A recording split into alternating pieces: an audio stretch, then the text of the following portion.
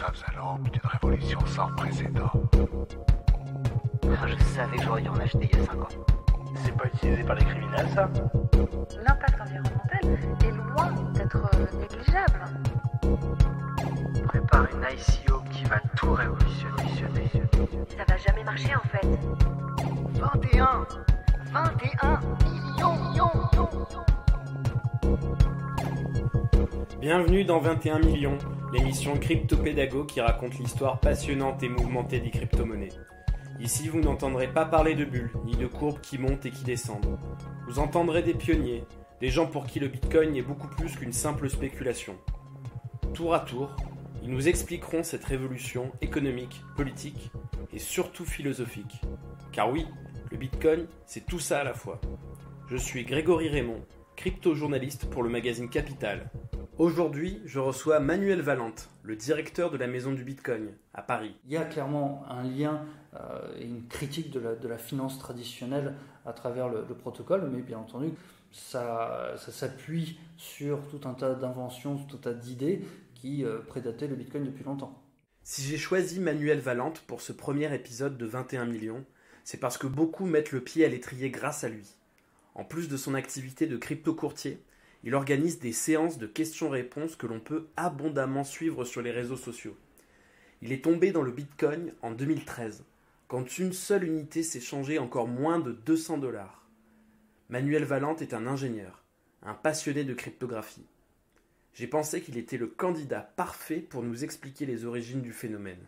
Car pour comprendre le présent, il faut expliquer l'histoire. Nous parlerons Bitcoin, bien sûr, mais aussi cypherpunk, un mouvement d'idéalistes dont les travaux et la philosophie sont à l'origine de la monnaie électronique. Alors les cypherpunks, c'est un mouvement qui est apparu vers la fin des années 80, début des années 90. C'est un mouvement sur Internet de gens qui commençaient à s'intéresser à l'informatique et qui sont assez rapidement rendus compte que, à l'époque, début des années 90, toute l'information qui passait sur Internet, que ce soit les mails, que ce soit les premières tentatives de création de communication à travers l'Internet, étaient des informations qui passaient complètement en clair. Donc ça veut dire que n'importe qui pouvait écouter toutes vos communications et lire toutes vos transactions. Et alors c'est des gens qui rapidement se sont dit que c'était une mauvaise chose et qu'il y avait potentiellement des problèmes qui pourraient arriver, notamment des problèmes avec les gouvernements qui pourraient espionner vos communications ou avec des entreprises qui pourraient exploiter vos données. C'est étonnant parce que aujourd'hui on parle beaucoup de la gestion de la vie privée, en tout cas de Facebook, donc c'est toujours d'actualité. Bien sûr, mais au départ, au début des années 90, on les a pris pour des gentils rigolos. On leur dit mais attendez, les gouvernements ils n'ont pas que ça à faire d'espionner Internet, les entreprises ils n'ont pas que ça à faire, vous délirez, vous racontez n'importe quoi, c'est de la paranoïa. Et puis au fur et à mesure du temps, quand on a vu par exemple les affaires Snowden, où on s'est rendu compte que oui, les gouvernements nous écoutent, oui, ils exploitent nos données. Quand on voit les derniers scandales autour de Facebook qui exploitent activement les données et qui les revend à d'autres entreprises, on se dit que non, ces gens, ils avaient absolument raison dans le fait de vouloir protéger les données et les échanges entre différentes personnes. Et donc, ces gens, les cypherpunks, leur but, leur activité, ça a rapidement tourné autour des mécanismes de cryptographie. Alors, la cryptographie, c'est quelque chose qui est très ancien. Par exemple, Jules César utilisait déjà des protocoles de cryptographie. Donc, la cryptographie, c'est la façon de pouvoir cacher un message. Donc, je prends un message, je le transforme par un algorithme informatique, par même un mécanisme simple, et j'obtiens un message qui va être codé. Ce message, je m'assure que la personne qui est en face de moi, elle a la possibilité de le déchiffrer, mais que personne d'autre n'ait la possibilité de le faire. Donc bien entendu, c'est surtout les armées, au fur et à mesure de l'histoire, qui ont surtout été intéressées par ce genre de technologie. Alors, la cryptographie, elle a continué, mais elle avait surtout un énorme problème, c'est que si on veut échanger un message cryptographique, on est obligé de se passer un mot de passe. Et c'est ce mot de passe qui va permettre de déchiffrer le message. Au début des années 80, on a vu apparaître une nouvelle technologie extrêmement importante qui s'appelait la cryptographie asymétrique. Et pour la première fois, avec la cryptographie asymétrique, on avait la possibilité de pouvoir échanger des messages chiffrés sans jamais devoir traverser le réseau avec le mot de passe de déchiffrement. En simplifiant grandement, l'idée c'était vraiment ça. C'était de dire, je vais pouvoir chiffrer un message, l'envoyer, et même si quelqu'un écoute toutes mes communications, il ne pourra en aucun cas le déchiffrer. Et on peut vraiment dater le début du mouvement cypherpunk avec l'émergence d'Internet. C'est vraiment ça le catalyseur. Absolument. Ils échangeaient à travers Internet, à travers des mailing lists, tout le but, tout le commencement de leur mouvement est apparu en même temps que l'émergence des réseaux. Ok. Donc en gros, c'est des Snowden avant l'heure. Absolument, oui. D'accord. Mais mettre en place une telle technologie, c'est peut-être parce qu'on avait vraiment quelque chose à cacher. C'est quoi votre théorie derrière? On a souvent cette idée, c'est si vous n'avez rien à cacher, de quoi est-ce que vous avez peur?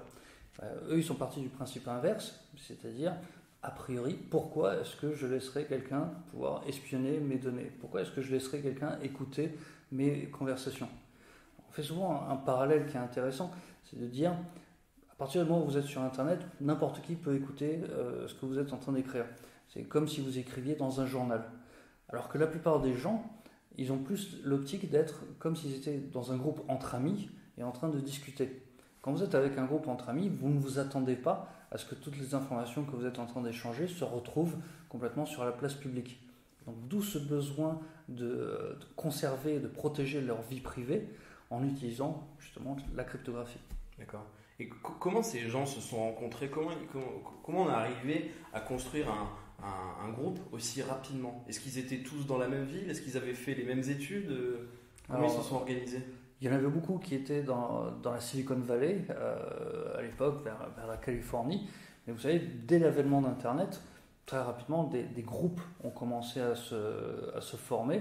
Et par centre d'intérêt, si vous commenciez à chercher vie privée, informations, etc., vous pouvez rapidement tomber sur des pages web ou des mailing lists qui commençaient à discuter de ces sujets. D'accord. Et quels étaient les thèmes les plus abordés dans ces mailing lists, dans ces forums web? De quoi on parlait exactement? Alors, de la vie privée, de comment on allait protéger les communications entre les personnes sur Internet, comment on allait protéger l'échange de l'information, à la fois par des moyens techniques, mais aussi éventuellement par des actions collectives ou des lois. D'accord. Qui sont les représentants de ce mouvement? En tout cas, les tout premiers. Alors on peut citer par exemple John Gilmore, qui est la personne qui a organisé l'une des premières mailing lists, la mailing list des cypherpunks, et qui a vraiment démarré le mouvement avec deux autres personnes qui étaient avec lui, et qui ensuite, cette personne a été un des fondateurs de l'EFF. L'EFF, c'est l'Electronic Frontier Foundation, qui est une sorte d'organisation non gouvernementale américaine, dont le but est de promouvoir les libertés individuelles sur Internet.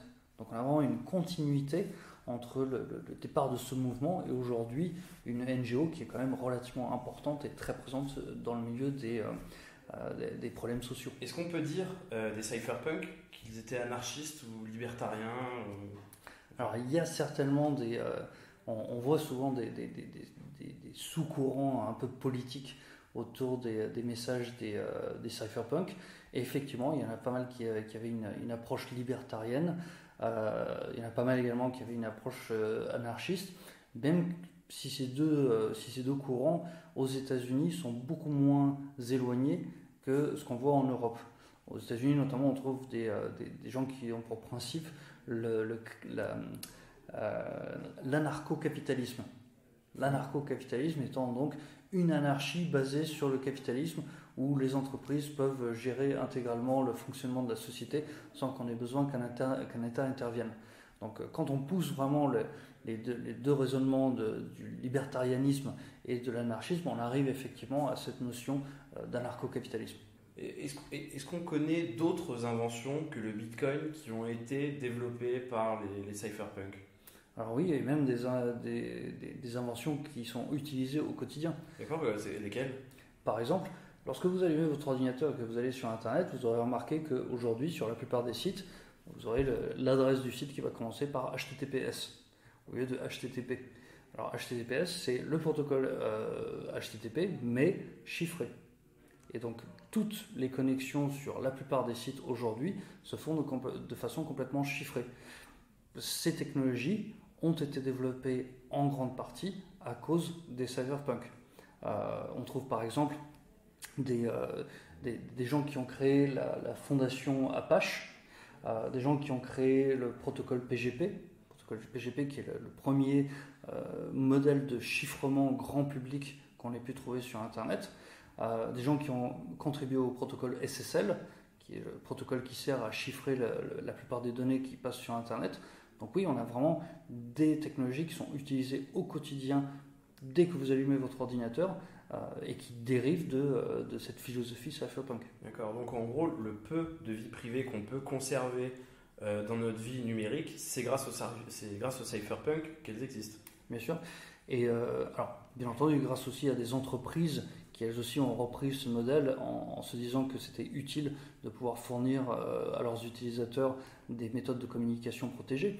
Mais après, les cypherpunks, ils ont pu juste vous donner des outils, mais ils ne peuvent pas aller jusqu'au bout. C'est-à-dire, vous pouvez avoir une connexion chiffrée vers un site web. Si ensuite vous choisissez volontairement de fournir toutes vos données privées à ce site web, là, ils ne pourront plus rien pour vous. Là, aujourd'hui, est-ce qu'il y a vraiment des représentants un peu connus de ce mouvement-là, ou peut-être que ce mouvement est mort? Qu'est-ce qu'il en est? Alors, des gens connus, il y en a. On peut citer par exemple Julian Assange, qui est le créateur de Wikileaks, qui est quelqu'un qui a toujours été extrêmement actif dans le monde des cypherpunks, et qui, là, vous voyez, on arrive du monde de la technologie et du monde de la vie privée jusque dans le monde des gouvernements et des secrets gouvernementaux. Donc on a vraiment quelque chose, alors c'est quelqu'un qui est particulièrement proéminent, même s'il est relativement sulfureux, mais qui a fait un travail assez intéressant sur la création de Wikileaks. On peut citer l'auteur du protocole BitTorrent, qui s'appelle Bram Cohen. Donc BitTorrent, malheureusement, qui est pour la plupart du temps utilisé pour télécharger des fichiers illégaux, mais qui justement sert au quotidien pour tout un tas de gens. Et puis tout un ensemble de gens qui continuent à traîner dans le monde de la cryptographie et des crypto-monnaies en général. J'ai également vu passer le nom de David Chaum dans mes lectures. Cet homme-là, on ne peut pas vraiment dire que c'était un cypherpunk, mais c'est celui qui a un peu donné la puce à l'oreille, qui a un peu mis la puce à l'oreille au cypherpunk en inventant un peu une des premières monnaies électroniques. Alors oui. Donc un ancêtre du Bitcoin. Tout à fait. David Chaum a créé une monnaie qui s'appelait le e-cash. Alors c'était relativement plus ancien puisque ça avait été créé en 1983. Et donc c'était un concept déjà de monnaie privée, de monnaie basée sur de la cryptographie.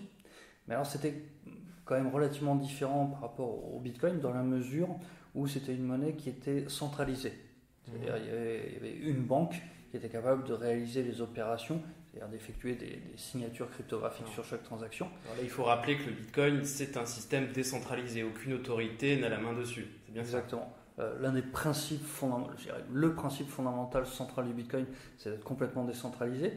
Et alors, cette monnaie, le e-cash, David Chaum a réussi à l'époque à créer une banque pour pouvoir effectuer donc, des micro-transactions pour tout un chacun. Donc là, on est dans les années 80, tout début des années 80. Tout début des années 80. Ouais. Et malheureusement, son projet a assez rapidement fait faillite, peut-être parce qu'il était complètement centralisé et basé sur une entreprise. D'accord. Et les cypherpunks ont essayé de reprendre un peu ce genre d'idée, et il y a eu d'autres tentatives avant que le Bitcoin que l'on connaît. Vous pouvez nous en dire plus? Bien sûr. Alors, on trouve par exemple en 1997 un système qui s'appelait Hashcash. Donc Hashcash, c'était un système créé en 1997 et qui avait pour but en fait de supprimer le spam sur les emails. Et la façon dont ça fonctionnait, c'est que on était obligé de fournir ce qu'on appelle une preuve de travail. Une preuve de travail étant une forme de travail fait par un ordinateur qui prouve qu'il a passé du temps à faire ce travail. L'idée étant que lorsque vous envoyez un mail à quelqu'un, vous étiez obligé de faire ce petit travail avec votre ordinateur pour vous empêcher de balancer des dizaines et des centaines de milliers d'emails en parallèle. Donc, si vous envoyez juste un email, ça va vous demander 1 ou 2 secondes de travail à votre ordinateur, c'est pas un problème majeur. Mais si vous voulez envoyer 100 000 emails, ça devient beaucoup plus difficile. D'accord. Et ce procédé est actuellement dans le protocole du Bitcoin. C'est ce qui permet de valider les transactions. C'est exactement ça. D'accord. Donc c'est là où on voit vraiment les racines de l'intérêt de l'utilisation du Bitcoin. Tous ces algorithmes, toutes ces façons de concevoir le partage de l'information étaient déjà en germe dans toutes sortes de foules de projets autour du monde des cypherpunks. D'accord. Et il y a eu d'autres initiatives aussi, j'ai cru comprendre. Oui. Alors on trouve notamment quelque chose qui s'appelle BitGold, qui a été créé en 1998 par quelqu'un qui s'appelle Nick Szabo. Nick Szabo étant justement une des personnes assez proéminentes dans la communauté cypherpunk et une personne que beaucoup considèrent comme l'une des probables comme étant le véritable Satoshi Nakamoto. Alors Nick Szabo, il avait créé BitGold en 1998, mais il n'est pas arrivé au bout. Il y avait tout un tas d'idées, et tout un tas d'idées qui ressemblaient déjà extrêmement fortement au protocole Bitcoin lui-même. Donc là, en gros, pour situer, on est 10 ans avant la création du premier Bitcoin. Exactement. D'accord. 10 ans avant, Nick Szabo a cette idée de créer BitGold, une crypto-monnaie déjà basée sur de la preuve de travail, basée sur de la cryptographie, etc. etc. Alors malheureusement, il n'est pas allé au bout. Il avait juste eu un tas d'idées sur son fonctionnement, mais il n'a jamais réalisé l'implémentation. D'accord. Et on sait aujourd'hui que Satoshi Nakamoto, donc l'inventeur autoproclamé du Bitcoin, n'a pas travaillé tout seul. Il l'a conçu théoriquement, mais il s'est fait aider. Oui. Et est-ce qu'il s'est fait aider donc par ces personnes-là qui avaient déjà travaillé à des ébauches de Bitcoin, en tout cas de monnaie électronique? Oui, bien sûr. Par exemple, quelqu'un qui s'appelait Al Finney, qui est malheureusement décédé depuis, qui était extrêmement actif dans le milieu des cypherpunks, a très rapidement rejoint le projet Bitcoin pour aider Satoshi Nakamoto. Pour rappel, Satoshi Nakamoto publie le white paper, le document qui décrit le protocole Bitcoin, en octobre 2008 sur une mailing list de cypherpunk. Et propose ce protocole et demande à des gens s'il y a des gens qui voudraient l'aider. Alors, il y a plein de gens qui sont venus et qui ont dit non, ça n'a aucun intérêt, ça ne marchera jamais. Et il y a un certain nombre de gens qui rapidement le rejoignent pour pouvoir commencer à travailler sur l'implémentation de ce programme informatique, de ce protocole. Et notamment Al Finney, c'était l'un des tout premiers. Et donc justement, que sait-on de Satoshi Nakamoto à part qu'il était un cypherpunk parmi tant d'autres? Alors on sait un certain nombre de choses sur Satoshi Nakamoto. On sait déjà ce qu'il savait faire. Donc c'est quelqu'un qui connaissait bien l'informatique, puisqu'il a lui-même développé une bonne grosse partie du protocole Bitcoin. Donc c'est un informaticien, il savait coder.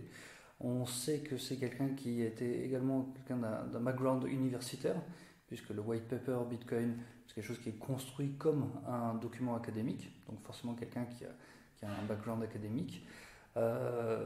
Beaucoup de gens pensent qu'il a une culture plutôt britannique, puisque dans ses écrits, on voit certains mots écrits de façon à l'anglaise plutôt qu'à l'américaine, et quelqu'un qui, a priori, était nativement anglais.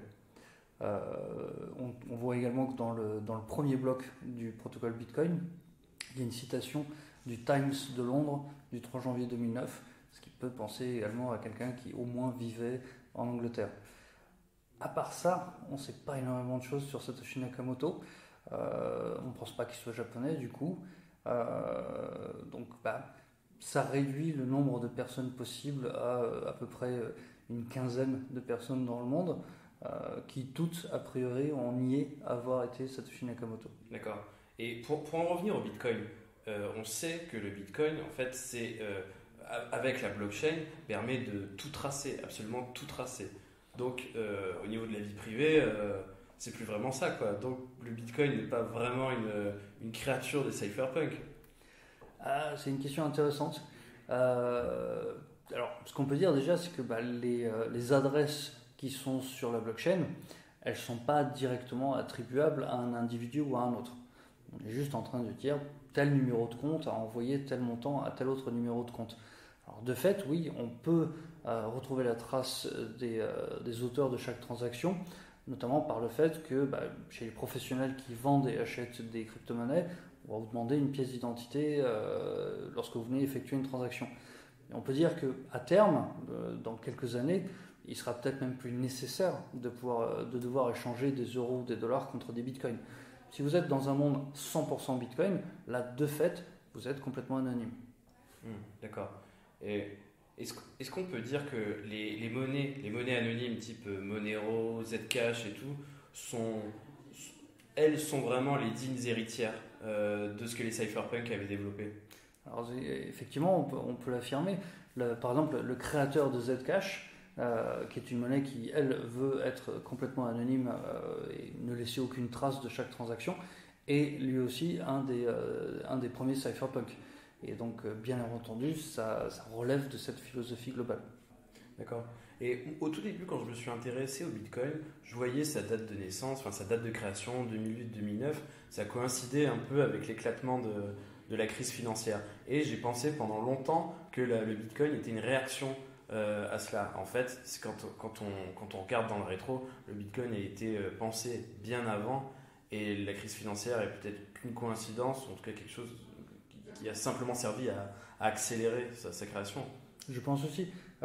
Satoshi Nakamoto avait déclaré un jour qu'il avait commencé à bosser sur le protocole Bitcoin dès 2006-2007. Donc c'est quelque chose sur lequel il réfléchissait déjà depuis un moment. Alors bien entendu, la crise financière de 2008 a été potentiellement un catalyseur pour que Satoshi Nakamoto se décide à véritablement lancer ce protocole.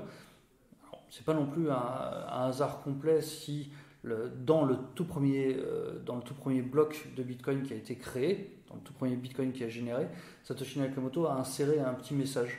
Et ce message, c'est le chancelier britannique se décide à faire un deuxième programme d'aide aux banques. Donc on voit qu'il y a une critique du monde financier classique, rien que par le biais de ce message inséré dans le premier Bitcoin. Donc il y a clairement un lien et une critique de la finance traditionnelle à travers le protocole, mais bien entendu, comme vous dites, ça s'appuie sur tout un tas d'inventions, tout un tas d'idées qui prédataient le Bitcoin depuis longtemps. Et là, aujourd'hui, parmi les aficionados du Bitcoin, vous pensez qu'ils sont conscients de là d'où vient le Bitcoin? Quelle est son histoire? Non, malheureusement. Il y a relativement peu de personnes qui se sont intéressées vraiment à cette préhistoire du Bitcoin et à cette façon dont il est arrivé sur la scène.